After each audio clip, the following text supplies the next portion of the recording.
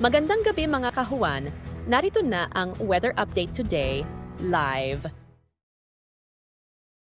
Patuloy pa ring napapalakas o na-enhance nitong dating bagyong si Enteng ang southwest monsoon o habagat na nakaapekto ngayon sa buong bahagi ng Luzon, na kung saan ngayong gabi, habagat pa rin po'y magdudulot ng bugso-bugsong malakas sa mga pag-ulan sa bahagi ng Pangasinan, Zambales at Bataan. Kaya doble ingat pa rin ho sa ating mga kababayan dyan sa banta ng pagbaha at mga pagguho ng lupa.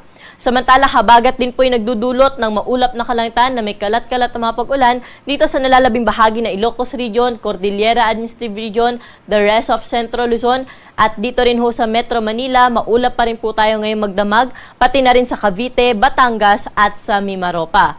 May mga pag-ulan pa rin ho tayo inaasahan sa mga nabanggit na lugar, pero ito po ay mga light to moderate rains na lamang. Samantalang dito ho sa nalalabing bahagi na ating kapuluan, partikular na sa Cagayan Valley, Bicol Region, the rest of Calabarzon, Visayas at Mindanao, ngayong gabi ay maaliwalas ho ang panahon o generally bahagyang maulap hanggang sa maulap lamang ang kalangitan. Kung may mga pag-ulan man hong maranasan, ito ay panandaliang buhos lamang dala ng mga localized thunderstorm. Samantala, may minomonitor ho tayong low pressure area nasa labas ng ating area of responsibility. Hindi natin ito inaasahan na magkakaroon ng direktang epekto sa anumang bahagi ng ating bansa. Ngunit ang ating binabantayan ay itong cloud cluster po sa may silangang bahagi ng Luzon, na kung saan ay may potensyal na maging isang low pressure area sa mga susunod na araw, at hindi rin ho natin nirule out yung possibility na maging isang bagyo. At base nga ho sa ating latest na TC threat potential, ito ho yung number 1 po dito sa ating presentation, na kung saan ay high chance o mataas nga ho ang tsansa na maging isang bagyo. Ngunit kung makikita natin, no, ang posibleng track po nito ay palayo o palabas din na ating area of responsibility. Kaya hindi natin inaasahan na ito po ay magkakaroon ng landfall scenario, or hindi natin inaasahan na magkakaroon ito ng direktang epekto sa anumang bahagi ng ating bansa. Ngunit pinag-iingat pa rin natin, pinaghahanda natin ng publiko dahil itong posible maging bagyo na to ay posible pong mag-enhance o magpalakas ulit ng southwest monsoon o habagat by next week. Kaya patuloy ho tayo mag-antabay sa update sa nasabi nating sama ng panahon.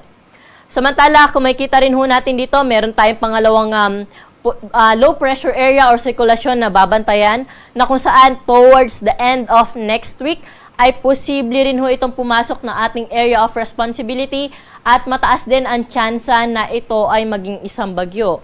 Base sa ating latest track, pa-northwestward po yung pagkilos, at medyo mataas na ho ito, no? By third week or sa week po ng 13 to 19, may kita natin na nasa taas na ho ito patungo dito sa may Taiwan area. At itong nasabi nating sama ng panahon na to na posible rin maging bagyo, ay sa ngayon, mababaho ang tsansa ng landfall scenario o magkaroon ito ng direct na epekto sa ating bansa.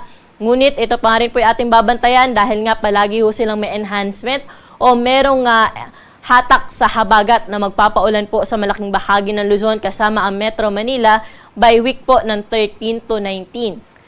Samantala, para naman ho sa magiging lagay na ating panahon bukas, unti-unti hong hihina yung habagat dahil din po sa patuloy na paglayo ng dating bagyong si Enteng.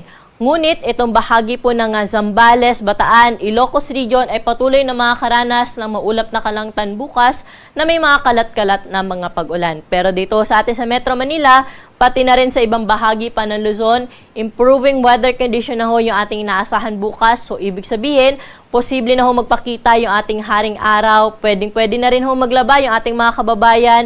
Isilong lang ng maaga dahil nga pagdating ng hapon at gabi, may mga tsansa ho tayo ng panandali ang buhos ng pag-ulan. Temperatura po natin sa Metro Manila bukas ay 25 to 32 degrees Celsius. Baguio City, 17 to 22 degrees. Lawag, 24 to 31 degrees. Sa Tuguegarao naman, 25 to 32 degrees Celsius. Ganun din sa bahagi ng Legazpi City. At sa Tagaytay ay 23 to 30 degrees Celsius. Dumako na po tayo sa Puerto Princesa City at Kalayaan Islands, na kung saan nasa 26 hanggang 31 degrees ang agwat ng temperatura. Sa mga kababayan naman ho natin sa bahagi ng Visayas at Mindanao, magpapatuloy yung kanilang nararanasan na maaliwalas na panahon, bahagyang maulap hanggang sa maulap sa umaga, pero pagsapit ng hapon at gabi, mataas ho ang tsansa na mga isolated rain showers dala ng localized thunderstorm.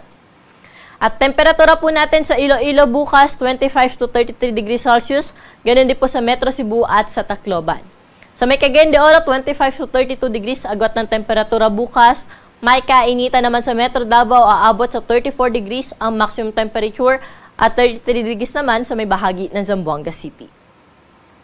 Sa mga kababayan naman ho natin na maglalayag, may nakataas pa rin ho tayong gale warning sa may western coast ng Ilocos Norte, Ilocos Sur, La Union, western coast ng Pangasinan at sa may Zambales. Sa mga areas ho na to, hindi natin pinapayagang pumalaot yung ating mga kababayan, mga isda, pati na rin yung may maliit na sasakyang pandagat.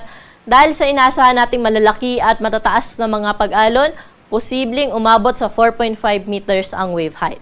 Sa nalalabing baybayin po ng western section ng Luzon ay posible pa rin po yung moderate to rough seas, kaya ingat pa rin po sa ating mga kababayan na maglalayag po dyan. Pero sa ibang baybayin na ating karagatan ay posible na po yung mga banayad hanggang sa katamtaman lamang ng mga pag-alon. At ang araw po natin dito sa Metro Manila ay lulubog sa 6:04 ng gabi at muli po itong sisikat bukas ng 5:44 ng umaga.